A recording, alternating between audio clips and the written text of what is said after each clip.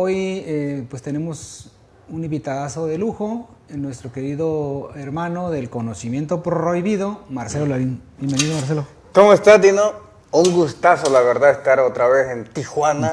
Una ciudad de mucho poder. Mucho power en la frontera. Mucho power en la frontera. Pues acaba de presentar Marcelo en Tijuana dando conferencia en San Diego y fue una bomba en San Diego, Marcelo. ¿Cómo sentiste la gente de San Diego, de Chula Vista? Pues fíjate que el power latino es que se siente en todos lados, independientemente de donde nos encontremos. Y la respuesta de Chula Vista, la verdad es que me llenó de mucho amor, satisfacción y saber que el viaje de 20 horas hasta aquí es que vale la pena. Vale la pena cuando tu mensaje transforma a las personas, pero no solamente es que lo sentís, es que lo ves en las personas. Claro. Así que fue hermoso. Para los que no lo conocen, Marcelo es de origen salvadoreño, pero él ya es nacional en Suecia, él vive en Europa y pues por eso habla de todas las horas que tiene que recorrer para la Avenida México. Él está muy vinculado a la energía de México, a la información, a los mayas, olmecas, toltecas. Es una información que a él le llama la atención porque pues obviamente todos pertenecemos a esa misma energía, ¿no? La energía de la conciencia, de la evolución, y se diseminó hace algunos miles de años aquí en México y en todo lo que es América. Así que Marcelo Larín, ¿cuántos seguidores tienes, Marcelo?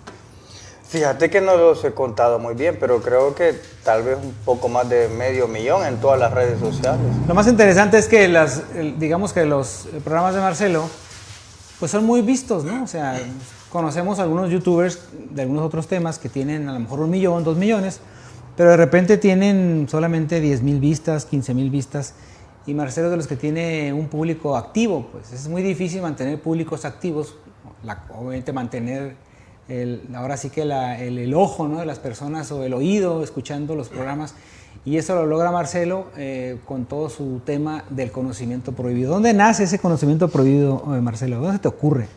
Fíjate que, como tú lo dices, yo decidí nacer en El Salvador, me crió una parte en México y posteriormente terminó en Suecia. Entonces en Suecia el mismo idioma era una barrera como para poder dialogar con personas sobre estas temáticas.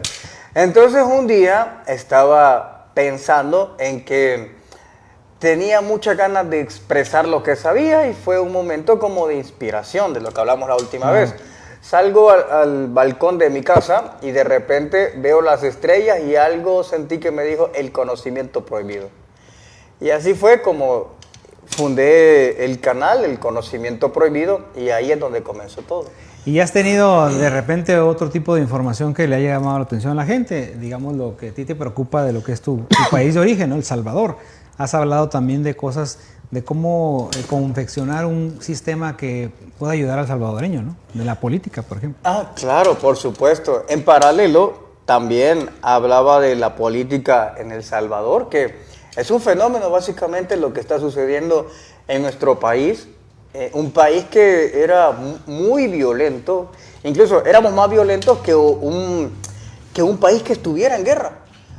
Y luego llega el presidente Bukele, a quien conozco en persona y lo he entrevistado ya, y cambia por completo al salvadoreño, que es muy difícil cambiar a una persona, cambiar al salvadoreño, luego cambiar estructuralmente a un país, y lo que es mucho más difícil, cambiarle la imagen internacional a un país. Fíjate los 3 procesos que en este caso lleva Nayib Bukele. Entonces, ¿qué lleva? ¿3, 4 años? ¿Cuánto lleva Nayib Bukele? 3. 3 años. 3 años, y la verdad es que, bueno, como les digo, yo fui el primer salvadoreño que tocó el tema de la política en plataforma de YouTube. Y fue ahí donde él me conoce, y bueno, después nos hemos encontrado diferentes veces, y vi en él que había algo, una estrella, un ángel, como usted quiera llamarlo. Un enviado, ¿no? Un enviado. Era como una especie del Mesías, fíjate. Claro, el Mesías es el enviado. Sí, el enviado. Y básicamente, gracias a Dios, los salvadoreños no se equivocaron esta vez.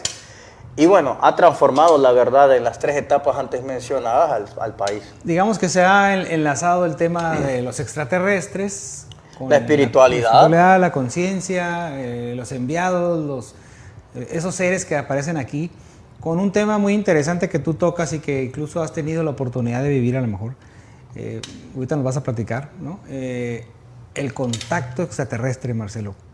¿Cómo lo has sentido? ¿Cómo lo definirías tú, el contacto extraterrestre?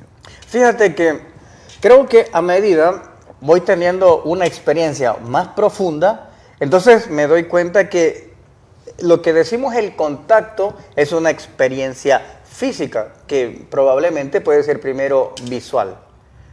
Tú lo ves, una nave, luego lo ves el ser. O los seres. Hasta que te vas aproximando, pero... Fotos, producción, para que se den una idea de lo que está hablando Marcelo. A ver. Pero resulta que también hay otra parte que no nos hemos dado cuenta. Y la parte que no nos hemos dado cuenta es que ahora los aliens están tomando una nueva forma de contacto y es a través de los sueños. Claro, oníricos. Ajá. Oníricos, exacto. Entonces, ese es otro tipo de vértice en donde tú dices, bueno, yo soy un ejemplo, que yo dijera, yo soy contactado porque los he visto en una montaña. Ya. Ahora viene el otro y dice, yo soy contactado porque se me han aparecido en los sueños. Entonces tú te preguntas, ¿cuál de los dos tiene validez? Claro. ¿El que lo vio o el que no lo vio? Porque le dieron mensajes. Es el punto al que quiero llegar. O sea, digamos, tú lo ves, pero no te dijeron nada. Nomás sabes que están Nomás sabes. Pero el que lo vio en los sueños le dieron un tipo de información congruente de conocimiento. ¿A quién le crees? Y que lo puede comprobar incluso. Y que lo puedes comprobar. Entonces te preguntas, ¿a quién le creo? ¿Al que lo vio o al que no los ha visto en realidad, pero sí en sueños? Entonces nos encontramos en una nueva manera de ver este fenómeno. Entonces, a medida me fue pasando la primera etapa fue de los sueños. Ya después pasó a un encuentro más que un contacto. ¿Y en los sueños había algún tipo de información que te dijera que tenías que propagar esto? La primera era una preparación. Es que la primera fue una preparación, les explico. La primera que se me aparece en un sueño es Asket, la que conocemos, la famosa de Billy Mayer. Ajá. Ella es la primera y recuerdo que desciende en una nave, en un sueño primeramente. Entonces me dice de que deje todo y que nos vamos. Y recuerdo que estoy en una casa y en ese entonces, claro, yo no tenía hijos ni nada, pero en ese momento del sueño yo sí tenía hijos. Entonces salí a la puerta y veo la nave y ella me dice, vámonos, deja todo. Yo le digo, no puedo porque tengo hijos. Y me dijo, es tu oportunidad, si quieres. Y tu problema. Sí, y tu problema, si quieres. Y recuerdo que le dije, bueno, déjame avisarles, no. Entonces, ¿te subes o te subes? Sí, y yo me quedé viendo hacia adentro y vi la nave y corrí hacia la nave. Me voy, dijiste. Sí, y a partir de ahí ya la cosa empezó ya más a... O sea, como si hubieras dado un siguiente paso. Como que hubiera dado un siguiente paso, como que la disponibilidad de dejar todo es lo que te daba ese pase al siguiente nivel. Ya en el siguiente nivel, pues sí, fíjate que comencé a ver ya naves, descendían seres, hablaban conmigo, pero no recordaba la conversación. Entonces, claro, te levantas con la noción de he hablado con ellos, pero no me acuerdo. Se quedaba el inconsciente. Se quedaba el inconsciente y posteriormente pasé a otro nivel en donde para que se dieran esa conversación, me acuerdo que esto mediante sueños, me dijeron que... Pero antes de la conversación, cuando tú recibías esa información que no te acordabas, ¿hacías algunas cosas que decías tú, ¿por qué hago esto? ¿O por qué tengo que viajar aquí? O sea, no tenías... No, es que para ese momento, bueno, los que no conocen mi historia, y los que sí, les cuento que yo vengo de El Salvador, porque El Salvador en ese entonces, como todavía en muchos países, tenía una mente muy cerrada la gente en cuanto a estos temas. Claro. Pero es que de pequeño yo sentía que había algo que tenía que saber, descubrir, sentir, experimentar, pero que en mi país yo no iba a poder hacerlo. Okay. Entonces estaba adolescente y decido irme de mi casa, hacer el viaje del inmigrante, subirme al tren, en la bestia, todo eso. Todo el proceso. Todo el proceso que purifica realmente, porque entendés otras realidades. Claro. Entonces, pasado como esta especie de éxodo, ya empiezo a tener esta primera etapa. Entonces, estoy ya en México cuando empiezo a tener este sueño, pero aún no me pasaba nada. ¿Por qué? Porque la primera que yo recuerdo es que me dicen, toda tu vida va a cambiar si aceptas vernos, pero siempre fue la opción que yo decidiera. Eso fue la primera conversación que yo recuerdo de muchas, fíjate, y la recuerdo porque yo dije, sí, está bien, yo quiero... O sea que te podías haber entregado a ese sacerdocio cósmico y no haber tenido hijos, ni parejas, ni nada, y entonces ¿Podías haber hecho eso? Fíjate que nunca hubo una prohibición. Como te dije, todo estaba en la disponibilidad. Hasta que te dijo, haz que súbete. Y mis hijos, me vale gorro, súbete.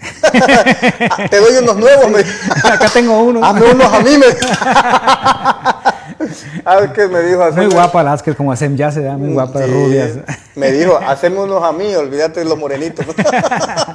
Interesante porque el tema de los no identificados, de los extraterrestres, nos lleva a cosas muy extrañas y extraordinarias, muy profundas,